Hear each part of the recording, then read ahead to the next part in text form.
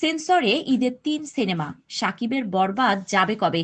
ঈদ উল ফিতরে প্রেক্ষাগৃহে মুক্তি পাবে ৪টি সিনেমা। এখন পর্যন্ত এমনটাই নিশ্চিত হয়েছে। সিনেমাগুলো হলো জিন 3, জংলি, দাগি এবং বরবাদ। এরই মধ্যে শুরু হয়েছে প্রচারণার তোড়জোড়। আসছে সিনেমাগুলোর গান, ট্রেলার, টিজার ও ছবি। সবই তো হচ্ছে। মুক্তির অনুমতি কি মিলেছে সিনেমাগুলোর? সেন্সর বোর্ড সূত্র জানায়, এখনো ঈদের একটি সিনেমাও মুক্তির অনুমতি পায়নি।